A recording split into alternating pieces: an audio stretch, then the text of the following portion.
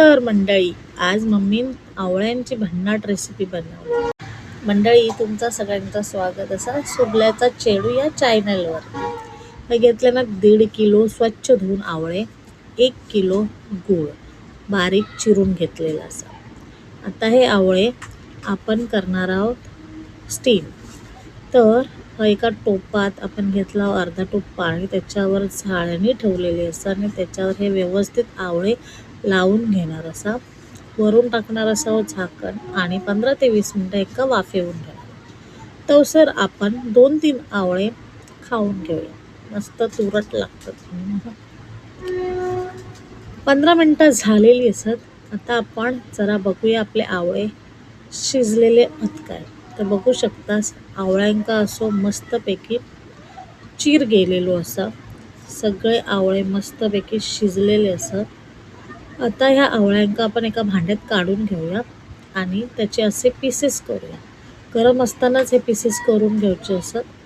अलगदपणे हे आवळ्याचे पीसेस होतात, काय सुरीबिरी घ्यायची गरज नाही. आणि थोडे मोठे मोठेच ठेवायचे असत, कारण की नंतर आपल्या का शिजवूचं असं. तर एक एक आवळे आपण स्वच्छ करून घेतलेले असतात पीसेसमध्ये. आणि आता आवळं आणि गूळ एकत्र एका भांड्यात करून आपण त्याला ठेवणार आहोत शिजू.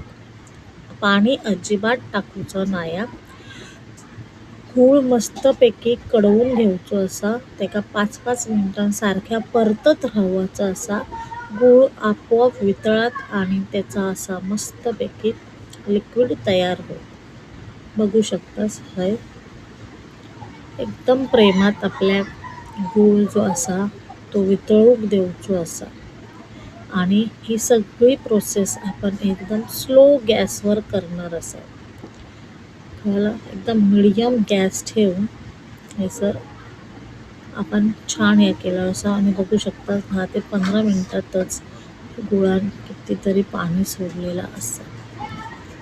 ह्याच्यात अजिबात पाणी टाकलेलं नाही.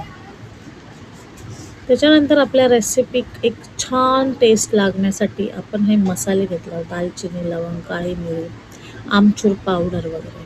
आणि बघू शकताच हे आवळ्यांना खूप पाणी सुटलेलं असतात. तर हे सगळे मसाले जे असतात ते आता जाणार असत आपल्या ह्या रेसिपीच्या आत. ह्या मिश्रणात सतत ढवळत बसूचा असा व्यवस्थित. त्याच्यानंतर सगळे मसाले टाकून झाल्यानंतर आपण हे थोडासा मीठ टाकणार असा, ज्याने आपल्या टेस्ट येत. आणि अशा प्रकारे आता आपलं मिश्रण ऑलमोस्ट रेडी असा. आता थोडा आटूक द्यायचा असा. आणि बघा कलर पण ह्याचं मस्त चेंज झालेलो असा. आपल्या हे मिश्रण एवढा आटूचं असा की ह्याची एक तार होक होईल. तुमका सारखे चेक करूचा. 5-10 मिनटं आपण वाट बघणार असाव आणि एकदा परत चेक करणार असाव की आपला मिश्रण रेडी आहे. तर हे बघू शकतास आपलं मिश्रण एकदम रेडी असा. गूळ सुद्धा एकदम व्यवस्थित शिजलेलो असा.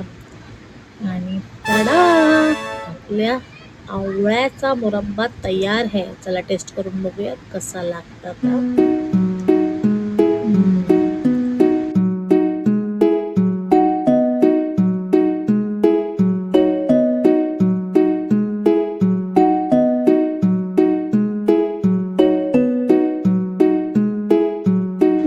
एकदम मस्त असा, एकदम भारी असा, टेस्टी असा. तुम्ही सुद्धा करून बघा, छान लागतात.